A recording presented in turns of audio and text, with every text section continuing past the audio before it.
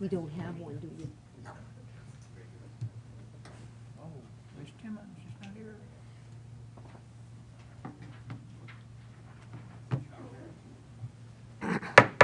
I'd like to call the Maumelle City Council meeting to order.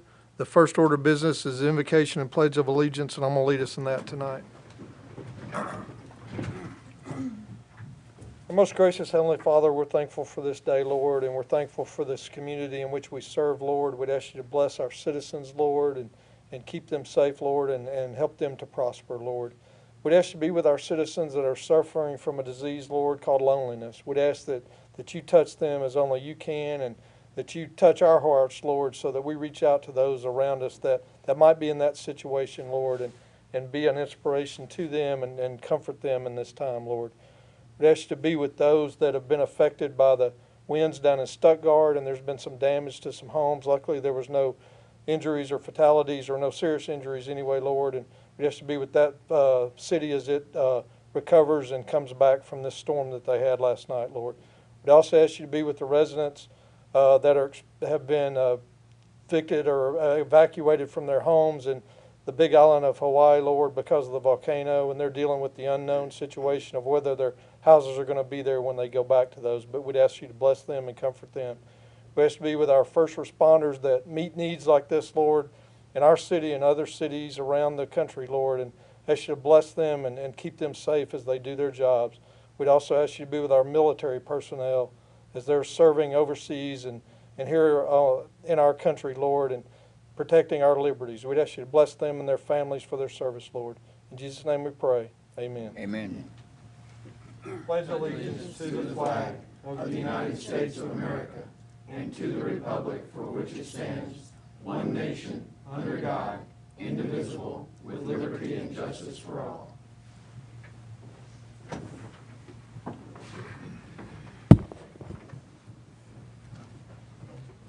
Next item is special guests and announcements, and I have none of those tonight. Next item is the approval of the minutes.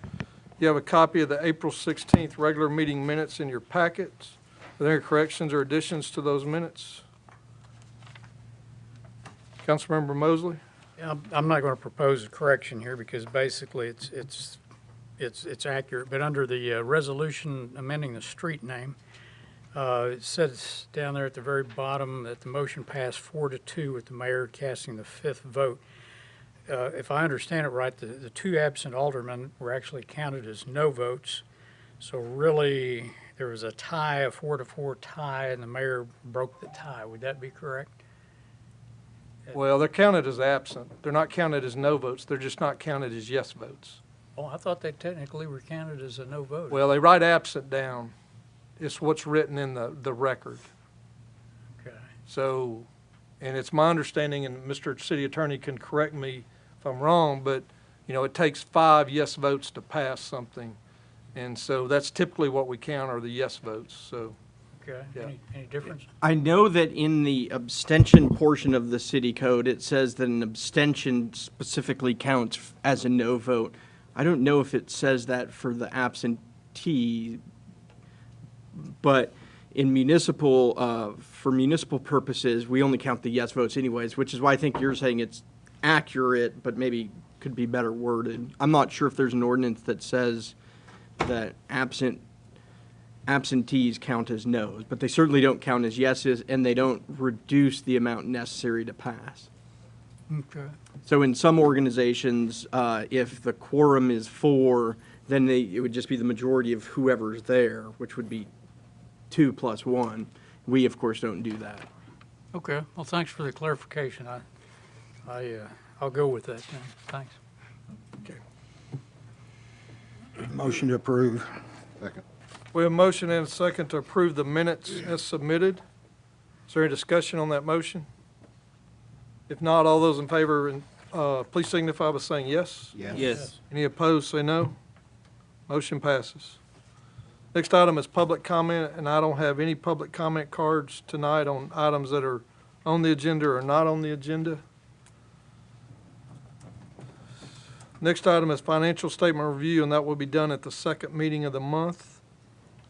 Next item is department reports, and we have two of our department heads here tonight to give reports to the city council. First, we will hear from the Public Works Department, Mr. Mike Hogan.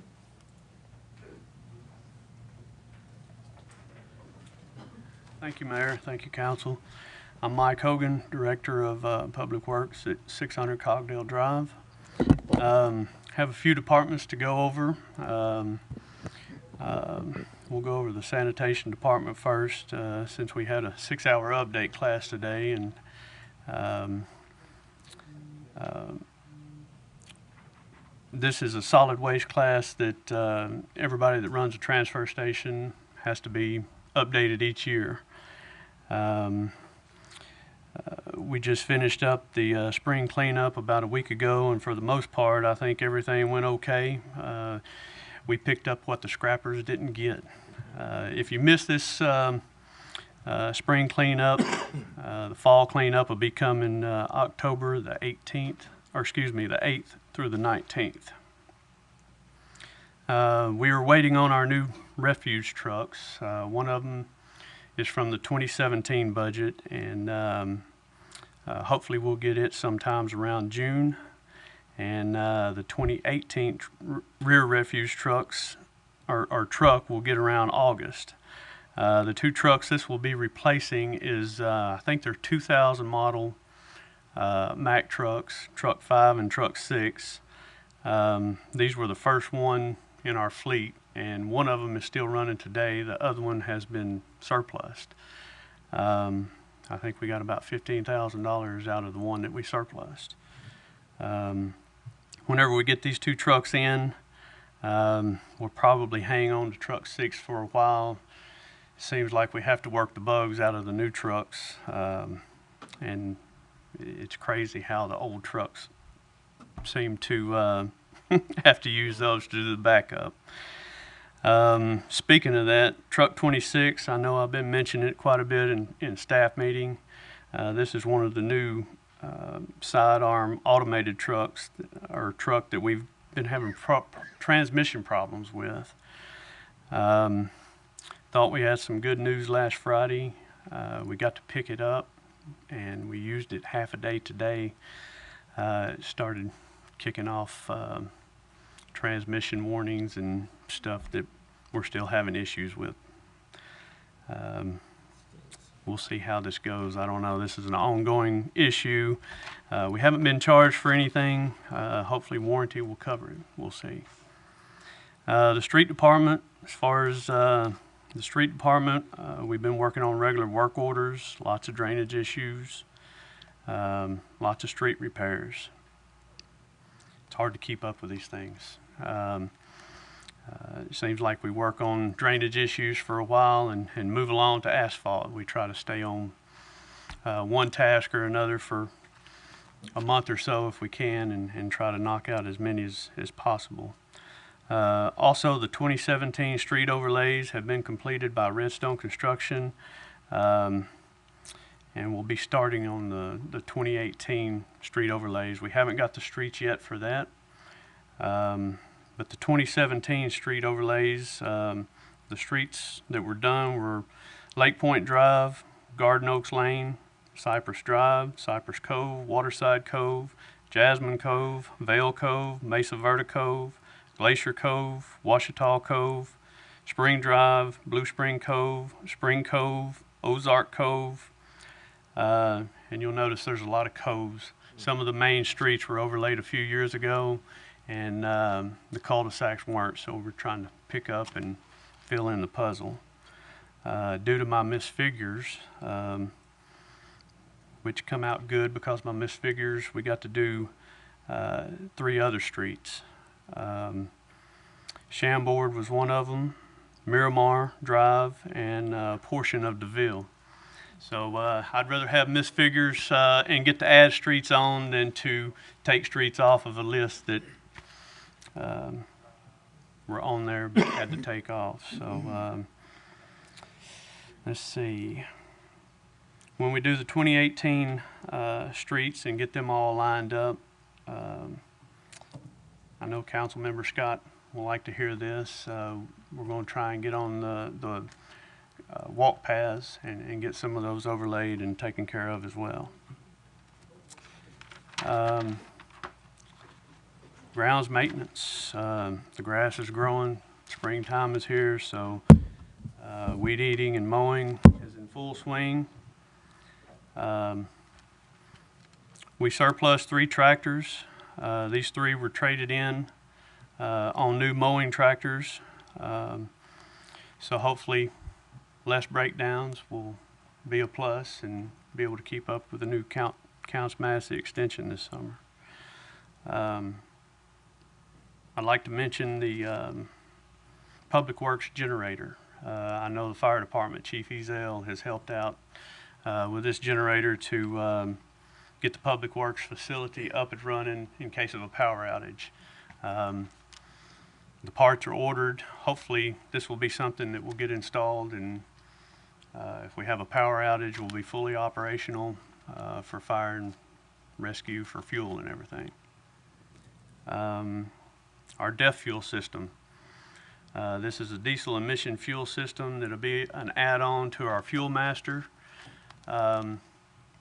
This is something that's necessary. Everything is going to the emission control systems with the DEF fuel. Having that in bulk, you can get it cheaper. Also, the Gov deals. We've surplused a few items. I'd like to get those out there as quick as possible, because if you surplus them when the batteries are charged up, the tires are aired up, you tend to get more off of them instead of letting them sit around. So move on to animal services. Animal Services has had a new addition added on to their cattery. It's an outside cat place for the cats to hang out and bask in the sunshine. If you're a cat lover, this has turned out to be a great thing. Had a lot of great comments through emails. We were able to build this in-house. There was a volunteer that come up with this idea, and it was very elaborate.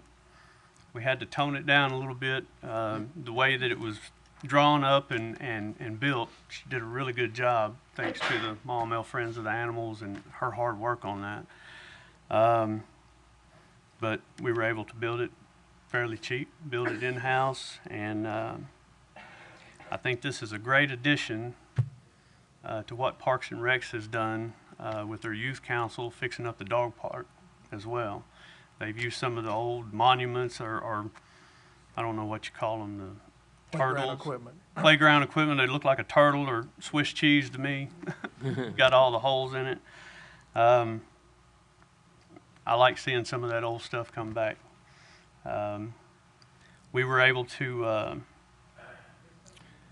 use a statue. It's a bronze piece that was used at the Parks and Rec. I think it was out front, made by a guy, or built by a guy that was named Joe Adams in 1976. I don't know if anybody knows who that is, but it's been at our transfer station facility for years and years, ever since I can remember.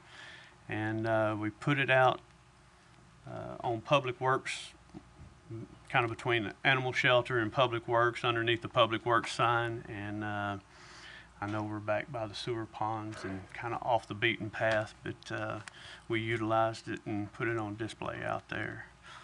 I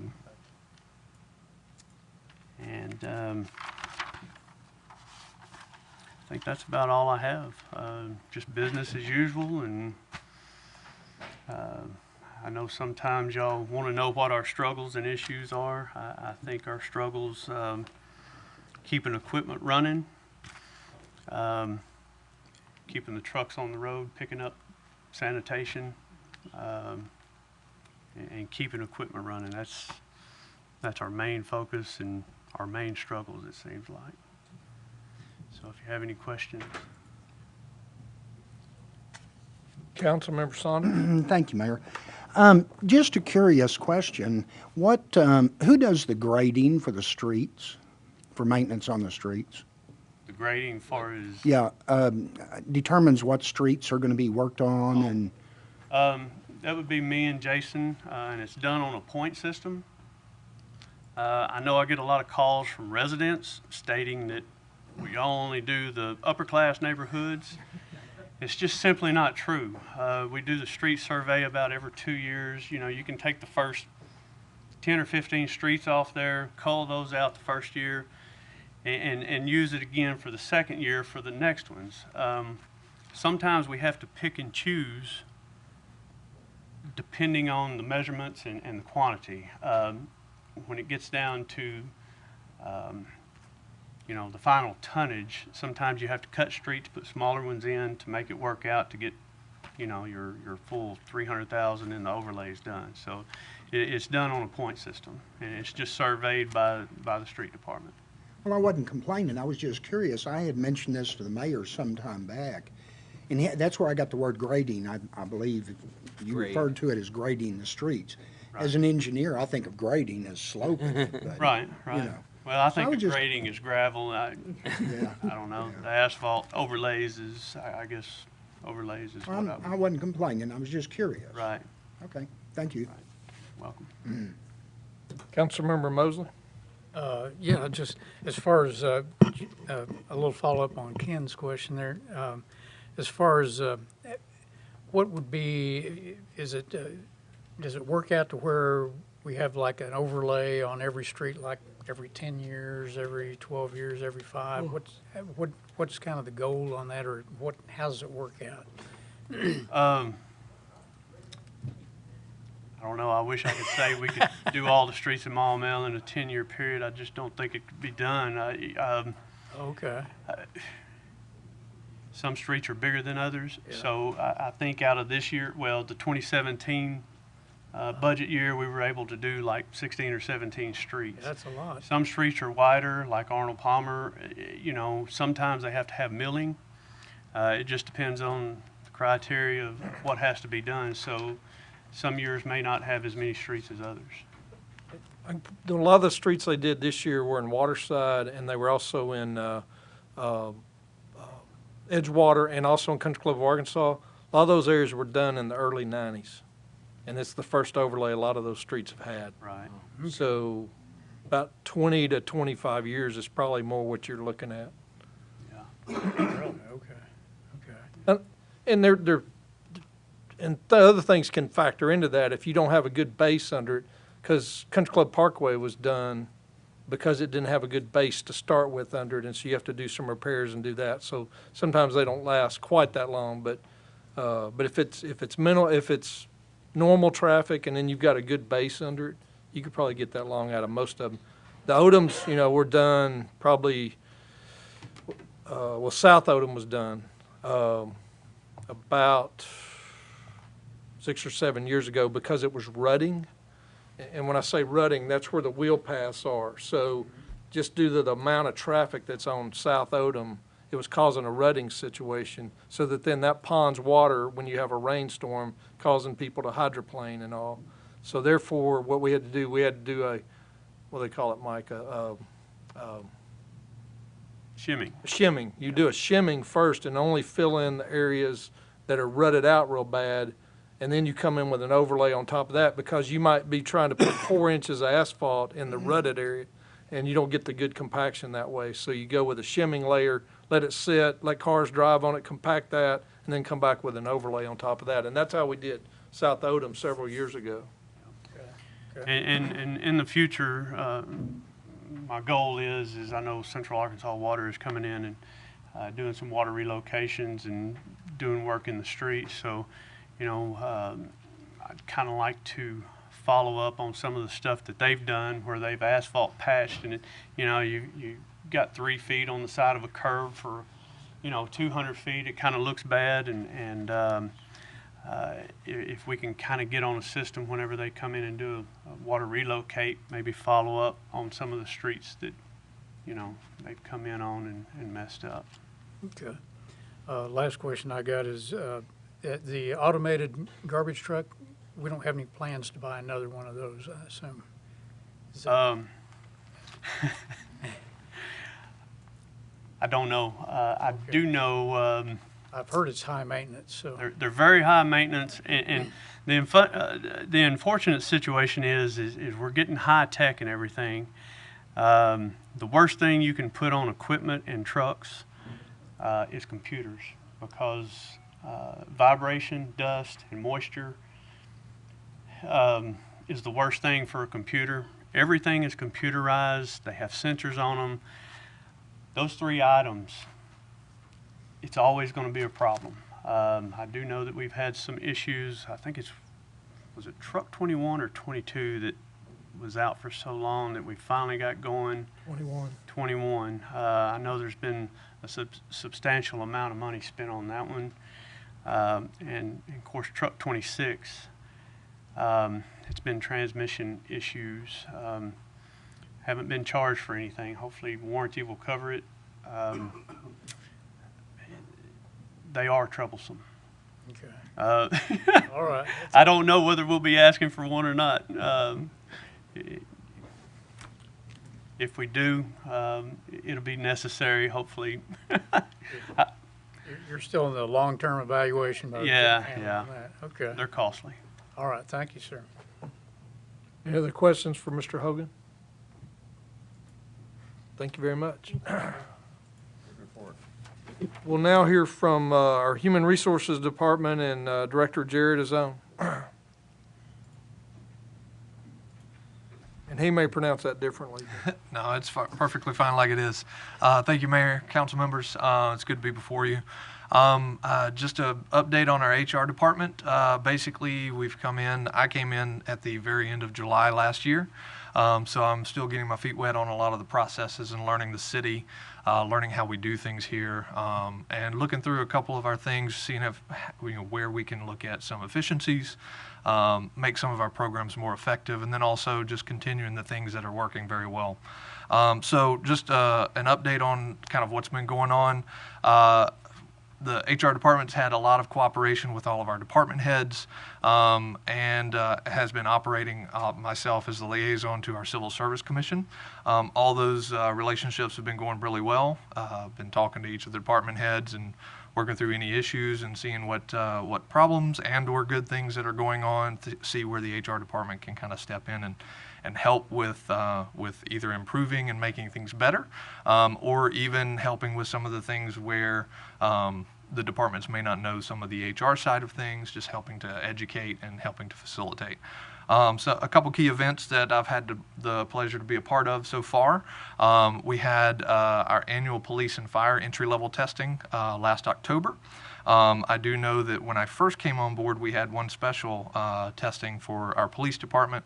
That was in August, and of course we had our 3 new police officers that came from that testing cycle. So that one came out well. The annual testing for both police and fire is still a live and active list, and we have had no additions off of those lists so far. But that's going well. The testing cycle went well. We had the highest number of applicants and highest number of testers for those 2 departments that we've ever had, through some creative marketing and things through the city clerk's office, as well as our mayor's assistant, going through our website and going through Indeed and kind of posting those things out there for a little bit more mass publication. So we had a lot more applicants come into our police and fire testing through that. So that was a really good key indicator on there as to how we can get more applicants in and get more people tested through those processes. Had the pleasure also of going through open enrollment for the first time, helping all of our employees sign up for all of their benefits, all of our health benefits, dental, vision, life, all those kind of good things. We did that this year in conjunction with the Employee Appreciation Lunch that we were able to kind of work with a couple of our vendors and our providers. Bank of the Ozarks came in and provided the lunch for that, so I want to thank them for kind of helping with that. It was a great lunch that happened. We gave out all of our 5-year annual awards for all of our employees who have those long tenures. So it was well attended, well received. So just big kudos to all those who have been around with the city for those long periods of time. So during the open enrollment cycle, we were able to successfully get a little bit better pricing on our life and long-term disability policies. The price points were going to be changing with our current provider, so we looked to our broker and actually got them to kind of switch over and look at another vendor. We were able to successfully implement that and cut down some of our costs for our life and long-term for all of our employees. Good benefit that we provide to each and every one of our employees that's full-time and benefited on our staff. Got through end of year processing. We closed out all of the end of year processes that we have to do from HR, working with finance, kind of working through some of those end of year processes to close the books and close the year 2017 and open up and roll over into 2018. So that went well. And we rolled over, of course, all of our leave accruals. At the end of January, we were able to successfully put out all of our W-2s for all of our employees. And then at the end of March, we were able to put out all of our ACA reporting as required from all of our benefits. So all that process went well. We got everything out by the deadlines, and everything went out satisfactory. So during the budget process, I kind of presented to you quite a bit of changes to the HR budget. A lot of that was really along the lines of like conferences and training, and education for not just internal, but also for external for the other departments. A couple of the things that we've done from that internally, we are part of the local and state chapters of Society Human Resource Management, or SHRM. As it's acronymed, which is basically HR as a whole for any department, any company, any business.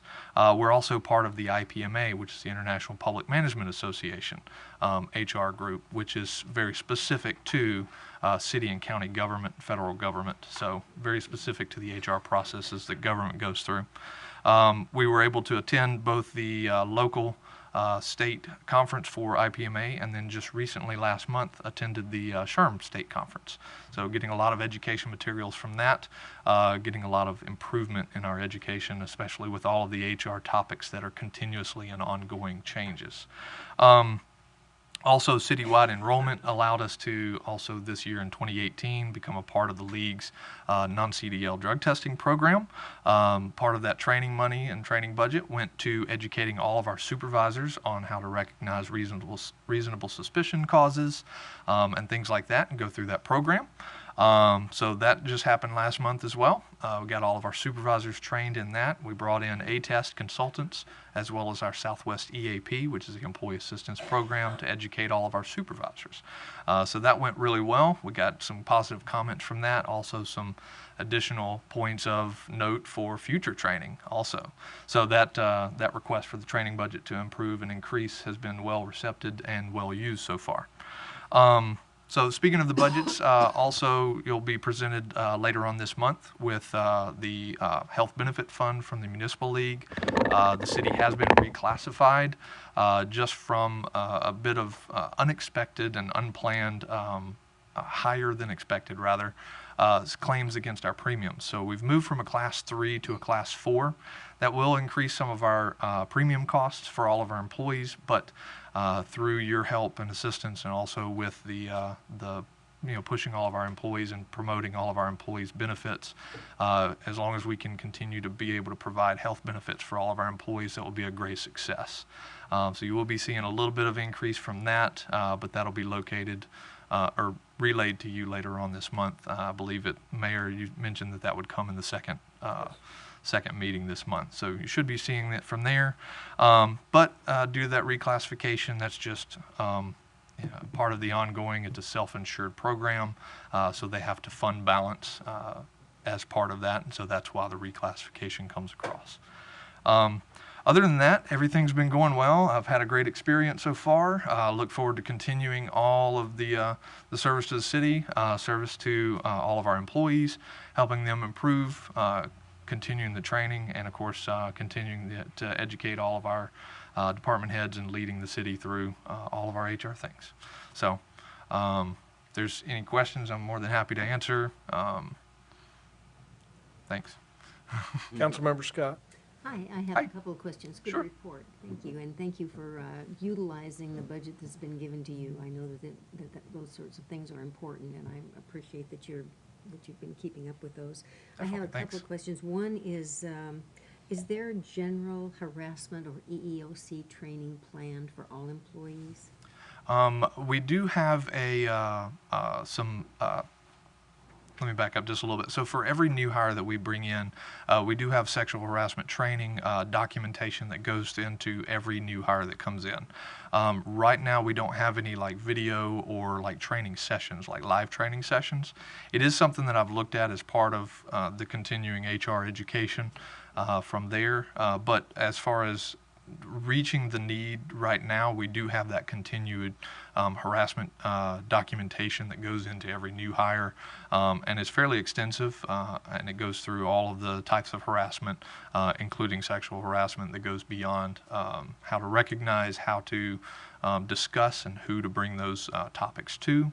Of course, my office is the receptor of all those, as well as the open door policy for the city for anyone who needs to talk about things like that. Of course, we also utilize our Southwest EAP, the Employee Assistance Program, for anyone who might be dealing with that, and also on the flip side of that, to handle anyone who might be, the cause of some types of things like that, to kind of help them talk through situations and go through those things. Yeah, as you know, we have a little bit of a history, so it's always nice to have that reminder out for everyone. Fair enough. Thank you. Financially, we've talked at a couple of budget sessions about funding retirements. Mhm.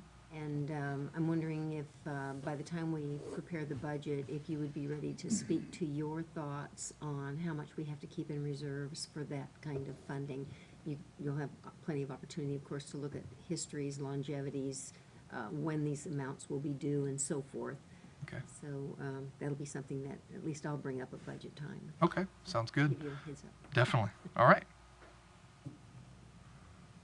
Thank you. Councilmember Mosley? I think you kind of covered it there. I was actually going to ask about EEOC matters and apparently we made some mistakes in the past on how some things were handled and that sort of thing, and whatever you can do to correct whatever we were doing wrong would be appreciated. So, Sure.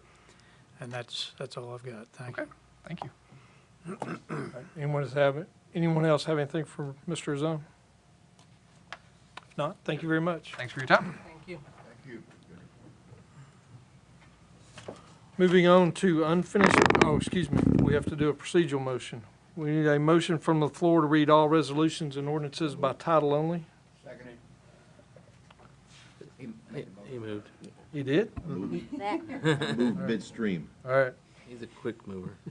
We have a motion and a second to read all resolutions and ordinances by title only tonight. Is there a discussion on that motion? If not, all those in favor, please signify by saying yes. Yes. Any opposed, say no. Motion passes. Now we move on to unfinished business. We have the third reading of ordinance number 951, amending the Maumelle City Code. Madam City Clerk, if you read that by title only. An ordinance of the City Council of the City of Maumelle, County of Pulaski, State of Arkansas, an ordinance to be entitled Ordinance Number 951, an ordinance adopting and enacting supplemental provisions of the City of Maumelle Code for the City of Maumelle, Arkansas, providing for the manner of amending such code, and providing when such code and the ordinance shall become effective. Councilmember Anderson. Mayor, I move that we accept ordinance 951. We have a motion and a second to approve ordinance number 951. Is there any discussion on that motion? If not, Madam City Clerk, roll call vote. Councilmember Mosley, Yes. Councilmember Saunders. Yes. Councilmember Scott. Yes. Councilmember Anderson. Yes. Councilmember Williams. Councilmember Timmons. Yes. Councilmember Holt. Yes. Councilmember Vapurzian. It was monkey in the middle. It's random. Sorry. Motion passes. The next item is the third reading ordinance number 952, amending the master land use plan. Ms. Timmons, if you read that by title only.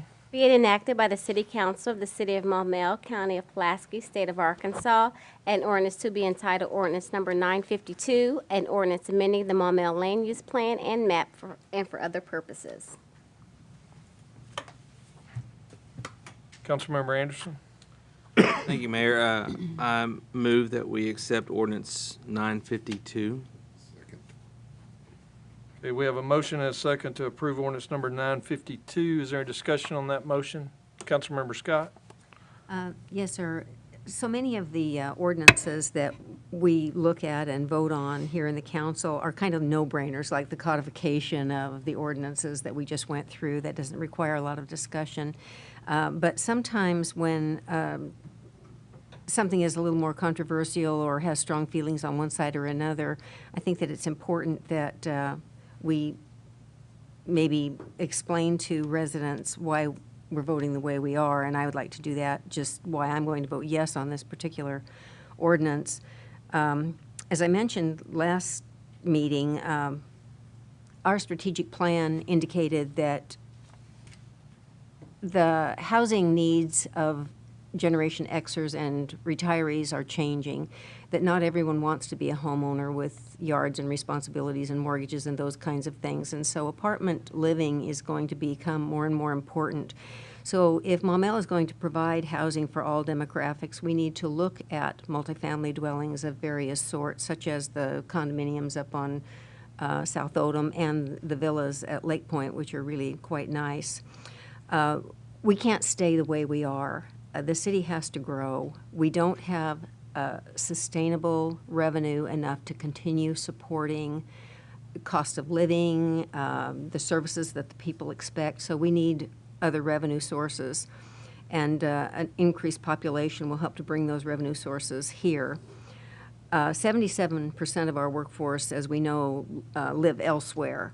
So this provides an opportunity for some people who aren't on the the highest end of the wage scales to find affordable housing closer to where they live, and so there would be less commuting into town potentially for those workforces. Traffic control is always an issue. The building timing is actually working out pretty well. The villas, if this passes, will take about 10, 11 months. By the time this 30 days is over, it'll probably take another 10 months. So that'll put the building completion toward close to summer recess next year. So, and then summer, of course, the traffic on the boulevard isn't as bad as it is during the school year. So we'll have that little hiatus as well. And then by the end of that year, hopefully, we'll have our third entrance. And some of that traffic from other parts of town is going to begin funneling off of that. So I think the timing is as good as it's going to get for that kind of building. Also, in the meantime, the adaptive light system should go into play and provide some relief for traffic along the boulevard. And has been stated, statistics indicate that apartments put fewer cars on the road than single-family housing. So even though this is going to be, 65 units? 56 units. It probably will put fewer houses or fewer cars on the boulevard than 56 single-family homes. The only way to stop increasing traffic on the boulevard is to deny all building in town.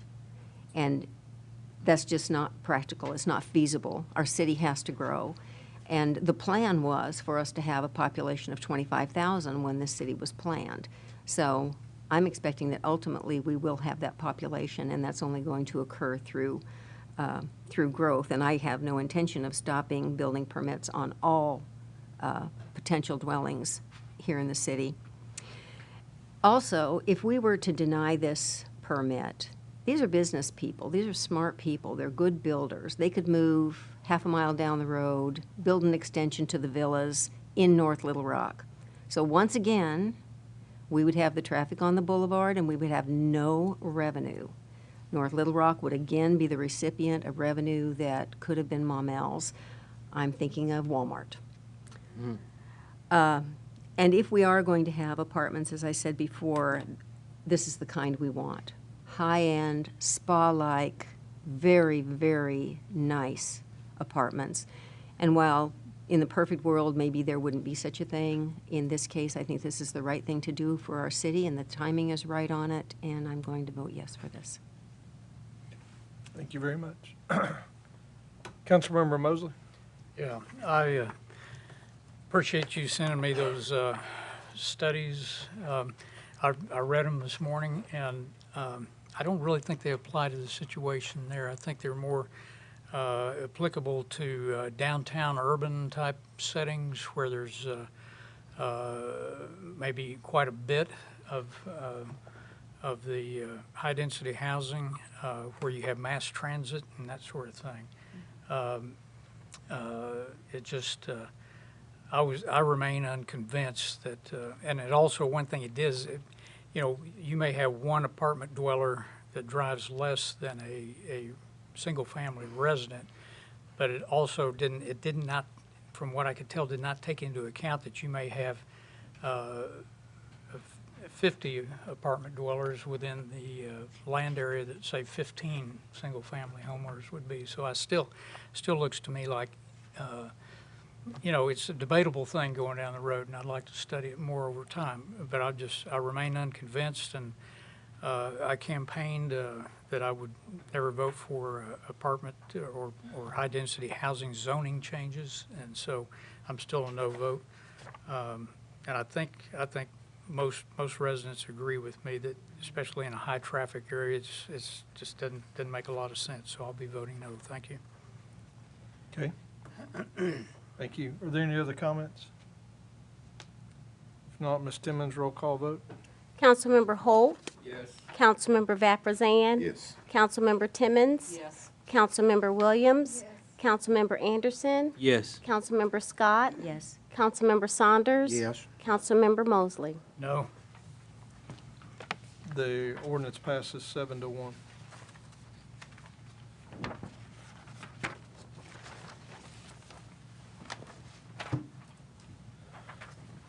Next item is the third reading of ordinance number 953, amending the Maumelle zoning map. Ms. Timmons, if you'd read that by title only. Be it enacted by the City Council of the City of Maumelle, County of Pulaski, State of Arkansas, an ordinance to be entitled Ordinance Number 953, an ordinance amending the Maumelle zoning map and for other purposes. Councilmember Anderson. Thank you, Mr. Mayor. I'd like to motion that we accept ordinance 953. Second. We have a motion and a second to accept ordinance number 953.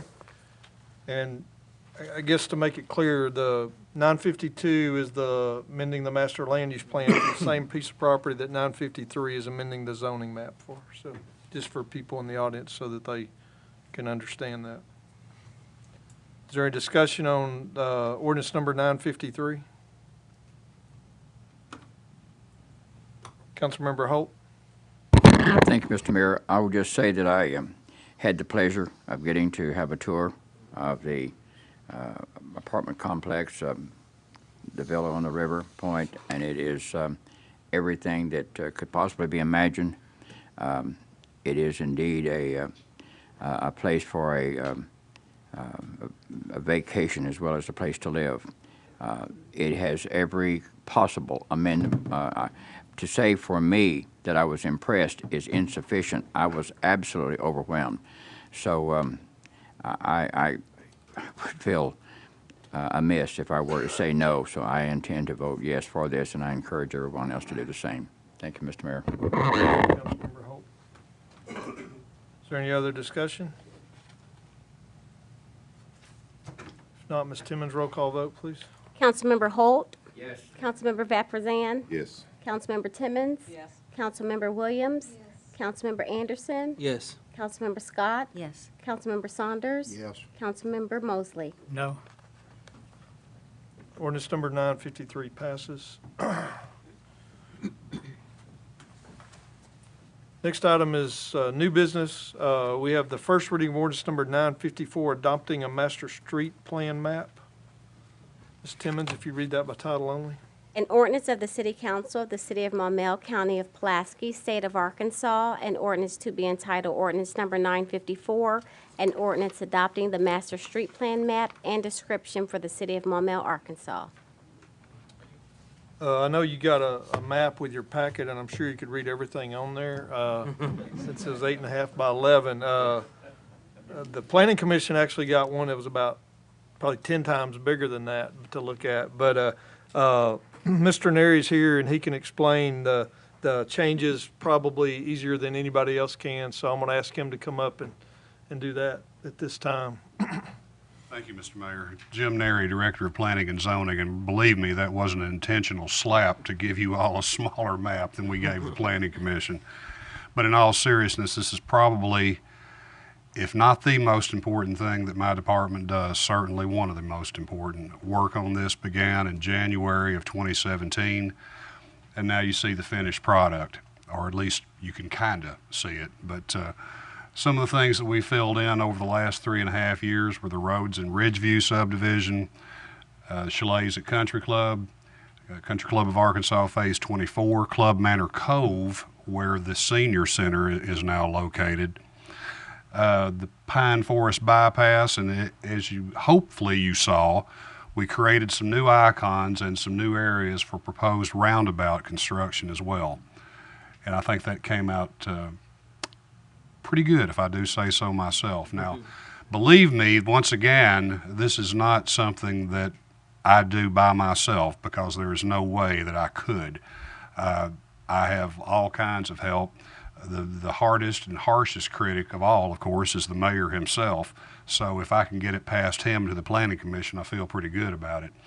But he offers invaluable input, and he has since he's been on the Planning Commission. Eric Holloway, because he works closely on some city projects, was invaluable with his staff in giving their time and resources. Mike Hogan, who's in the audience tonight in Public Works, he actually drove some things for me to let me know what stage of completion some of these roads were in. Code enforcement and permitting, it's very much a team effort. And I have to give one of the biggest plugs to a gentleman at Metroplan, one of their GIS techs, Hans Hostein, who takes the info that myself, Eric, White Daters engineers, and whoever's involved in this, we feed him the files.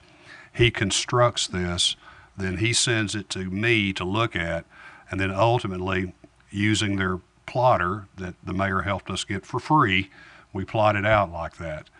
So this is a finished product. And one thing we did this year that I think made all the difference is we didn't wait a full 5 years. Most cities and most city planners will tell you that is the magic number. Well, that's okay, but it took about twice this long the last time we waited 5 years. Plus, with the passing of the tax to fund the completion of the third entrance, it was time to do this. We added some collector-type roads on either side of the interstate for when the time comes. And believe me, folks, when you see these dashed lines and these things on paper, these are proposed. It doesn't mean that class of road will stay that way, but we have to get some things like traffic counts, see how those areas develop and what's going on with them. We may change that classification. It may go up. Who knows? But this is a very good start. If you have any questions, I'll do my best to try to answer. Councilmember Mosley? Yeah, I had the advantage of seeing the big maps at the subcommittee meeting. Those. Well, that must have been a mistake, Councilmember Mosley. We weren't supposed to. You weren't supposed to I see was that. in disguise. You did. No, you snuck one by me. Try that one again. But anyway, yeah, I agree with just about everything, and I've thought about a couple of things here. And one, I just now noticed, I didn't remember, but I guess it was on there. There's a roundabout at looks like would be the intersection of Vestal and Right. Count Massey or White Oak Crossing. Crossing. Yeah, that was actually that was proposed by Mr. Holloway, and I agreed with him. And once again, that doesn't mean that one will ever be constructed there. But living in Conway, as I do and have for the last 23 years, which I guess is roundabout capital of Arkansas, and seeing these things constructed under Mayor Townsend's watch for the most part, and what amazing things it's done to the traffic flow in Conway, I've become a firm believer in roundabouts over lighted signalage and signage. I don't think there's any comparison. Once you get used to them, you have to get used to them and drive defensively, and always look and see what the other person's going to do. But I think we could do with some of that. And the proposal that I think is being studied now there at South Oldham Club Manor, what a place for one. Yeah. Fantastic. Yeah. I don't disagree at all with the one there at Vestal. I have a feeling that'll come in handy during rush hour. I think you're probably right. Now, the one that we've got on there for Crystal Hill and Counts Massey, is that part of the bond money? Is that going to be built with the bond money? Yes, yes. Okay, and usually it's an intersection where there's a lot of traffic. Right now, there's really no traffic there. Do we really anticipate a lot of traffic for a roundabout at that location? Well, you might have, depending on what develops down in that area down there, you could have a lot of left turn movements going to Counts Massey to go out that way if they were improved. Okay. Now, right now, North Little Rock's not planning to pave their section of Crystal Hill. Is that correct? That's correct. Okay. But what I'm saying is you'd come down Crystal Hill and turn left onto Counts Massey Right. and not even go into the North Little Rock section of Crystal Hill. Yeah, I don't really understand. I guess I'm really not too sure what's going to draw a lot of people down there unless we end up with an entertainment district or something like that. So, Stand by. Community development. you got some wild ideas? No, sir. None of my ideals are wild. Oh, come Well, on. you got some good ideas? Well, somebody I'm sure has got a better idea than I do. There was an office park talked about at that location, right at that intersection one time by Yes. a developer. But, so anyway, yeah, I don't know that I,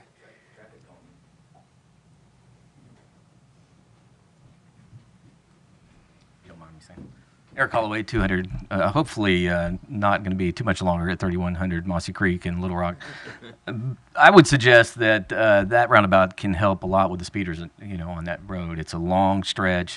Just about everybody that lives down there complains about how fast traffic is. So, beyond just the efficiency of traffic, it's a traffic calming device as well. It maybe needs a couple more of those because it's a long stretch where you have a lot of traffic at times without very much impediment. So And I'm it's going to back something Mr. Holloway just said.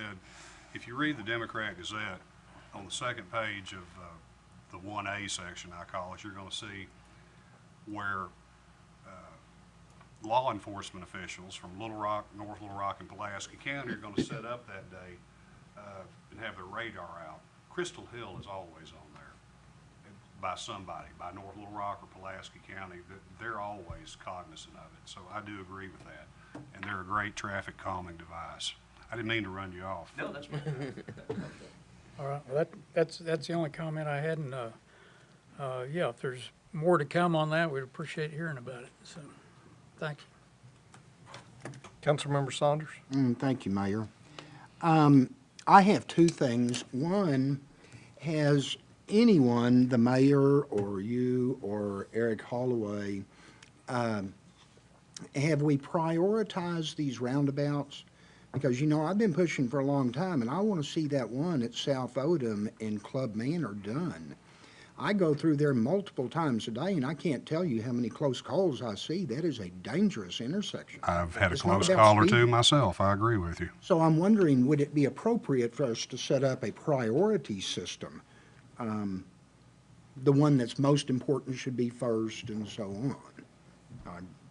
It's just a I'm going thought. to disagree with that because it's going to be where the development occurs at. So you could set I'm not saying that Club Manor is not the number one priority right. because it's already developed around it with the Kroger store and all that.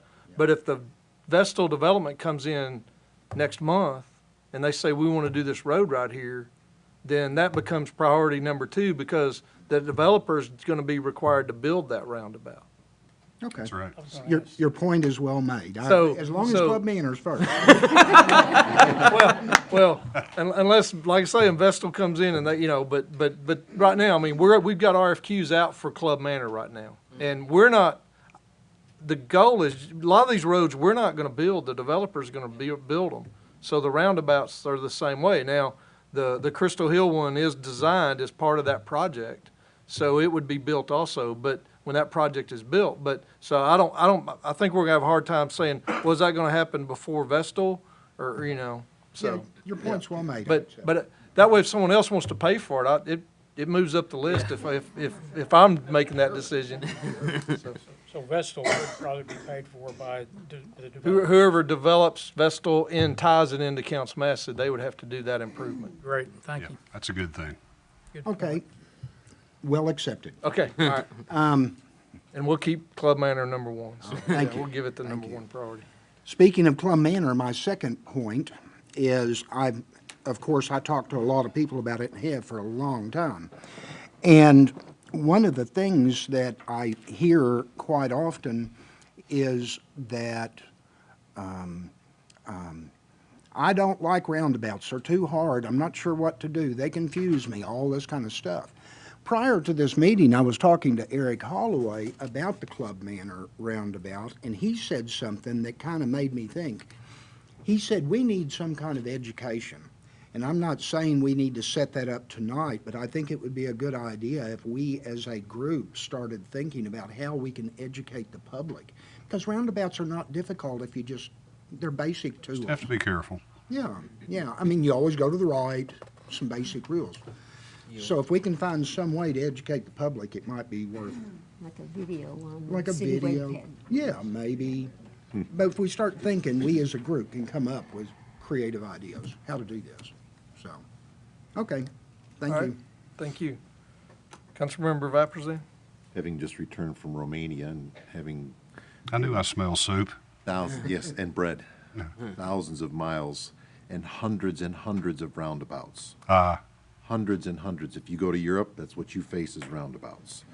And nobody has a problem. And there are thousands of cars converging from 5 or 6 different avenues at one time, and everybody gets it. But I want to remind us one thing on the city council. If you don't have a community development mindset, you're going to vote no consistently on community development issues.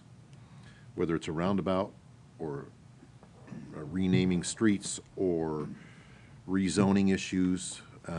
You and I have had community development discussions with Miss Judy and other people, and we're a growing community. And the job of community development people is to look ahead.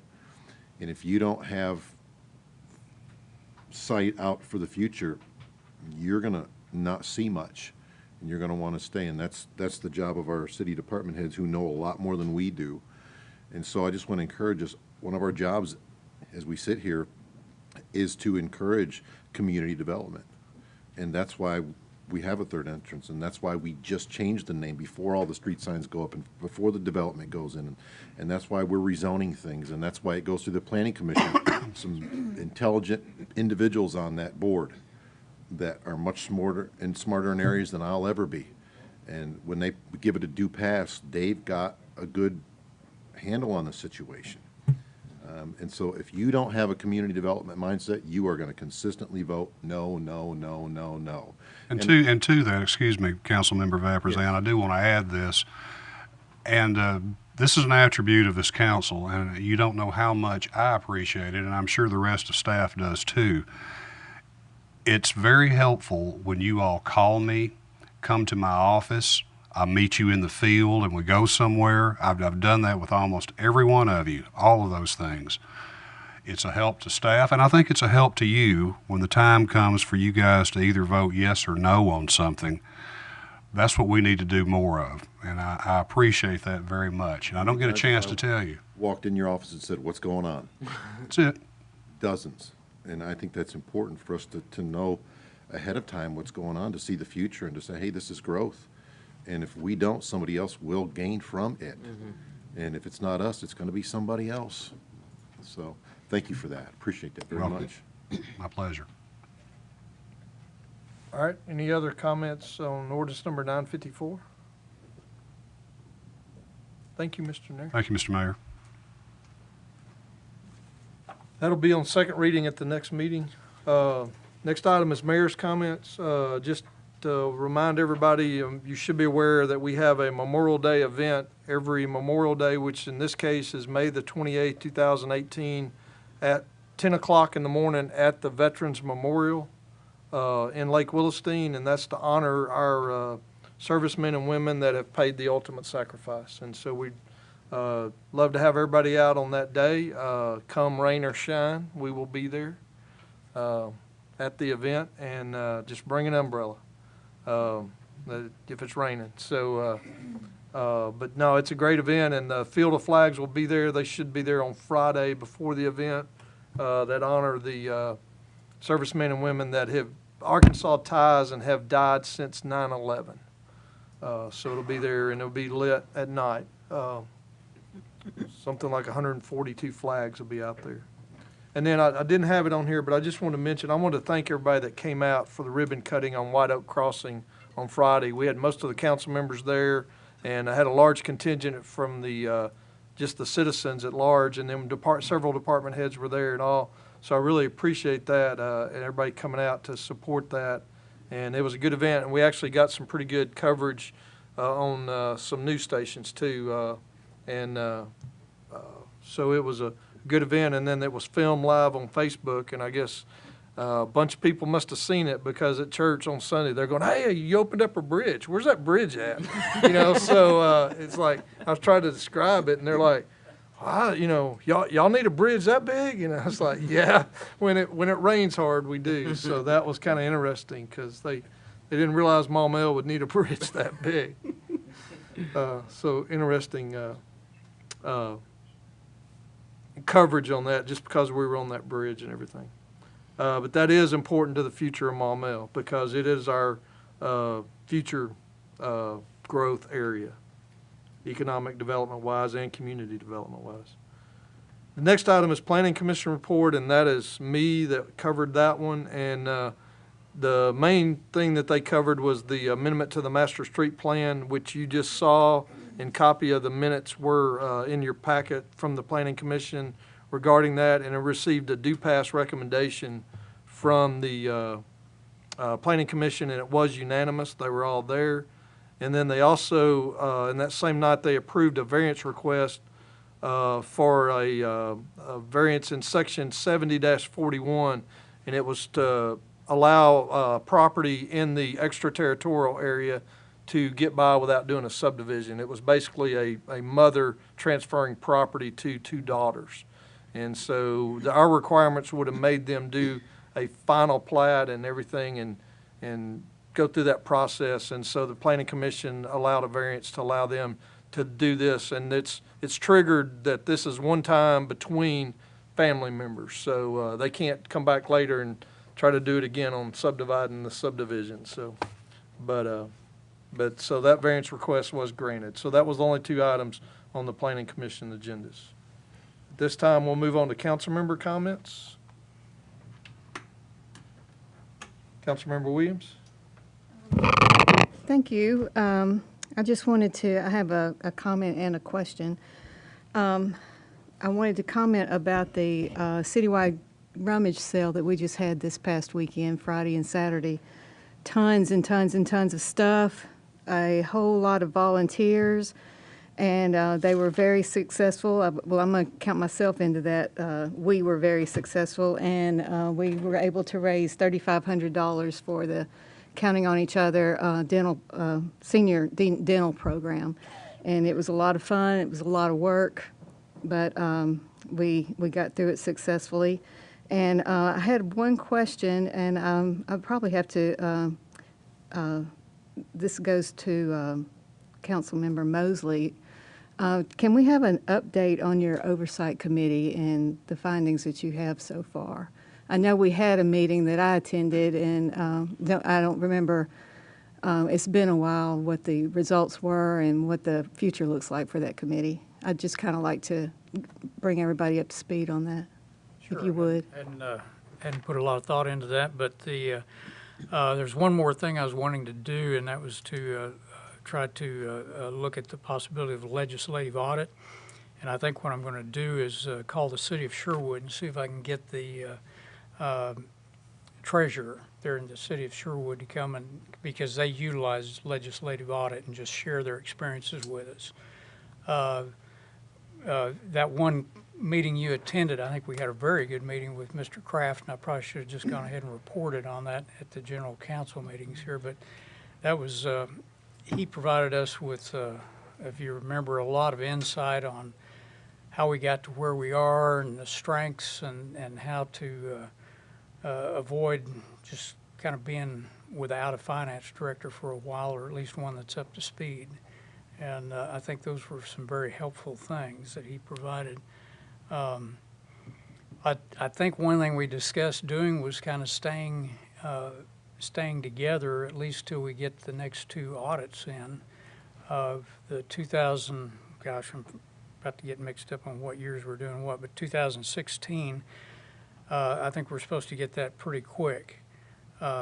Maybe Ms. Vega, next meeting, you can address that, if you don't mind.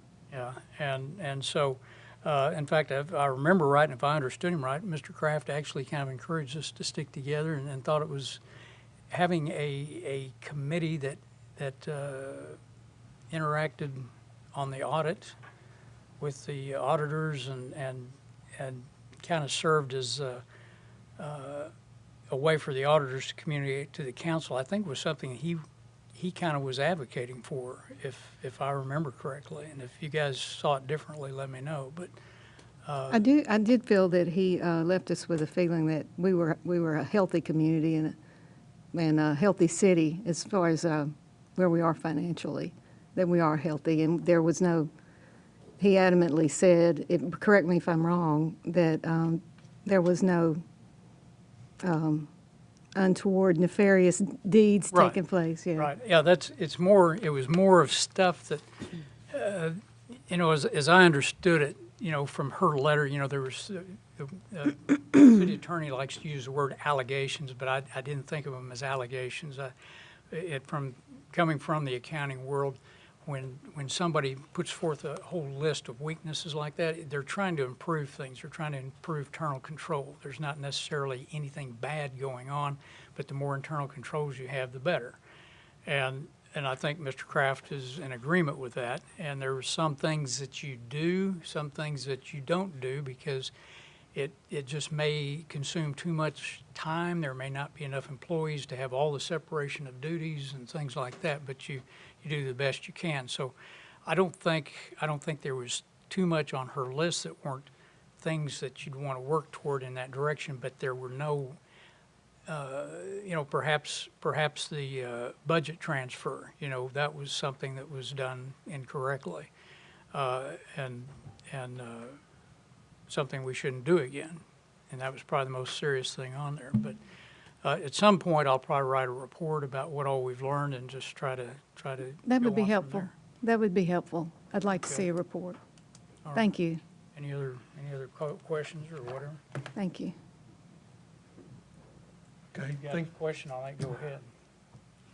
Do you have something on that? Well, I'm going to speak to the topic. I personally feel strongly that we as a legislative body, we are here to conduct business.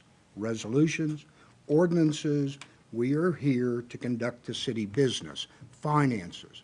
I hate to see us, and we've done this before, and I didn't say anything about it, but I don't want to see us start doing our education during city meetings. Now, if we want to have a separate meeting, like budget meetings or a special workshop, to educate ourselves on a potential future project, I don't have a problem with that. But I hate to occupy our time and energy here in this council educating on something that may or may not happen. Okay, that's all I have. Okay. All right, Councilmember Mosley, your light was on before the question was asked of you. Okay. Yeah. Yeah, I've got a couple of questions. Are you through with your comments? Ms. Timmons had her light on. Well, but I don't know why y'all turn your lights on, so, yeah, I'm sorry, but, yeah. I also remember Mr. Kraft saying that we were on the right track, and we have people in place to oversee, and they're doing a good job at what they're doing. You mentioned the accountant and I would agree with Human that. resource. human resource Right. director.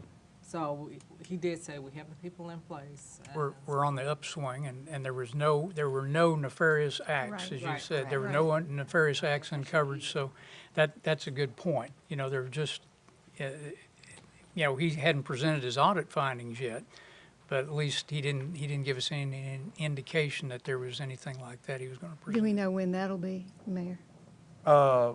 Miss Vega worked this weekend and has got it really, really close. And so her and I worked on it this morning, some trying to get some final numbers. I'm not going to venture a guess just yet because we still have to go through it and because I found some items that she's got to go back and look at and things like that. But I mean, I hope that we'll be able to tell you something for sure or maybe even present it at the next meeting, but I don't know that for sure.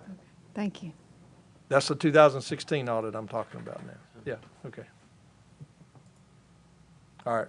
Is there any more questions, I guess, for Councilmember Mosley regarding the Oversight Committee or statement? Okay. Councilmember Mosley, your light was on. So. I was just going to ask, where's all of our city tax revenue coming from here? We've had 2 months in a row of good numbers. Where are you guys finding that money? Well, I stated in the previous meeting, it was in March was it March's or was it it was I think it was February? Yeah, it was in March. That all came under a classification called department stores, and we've never collected money in that classification before.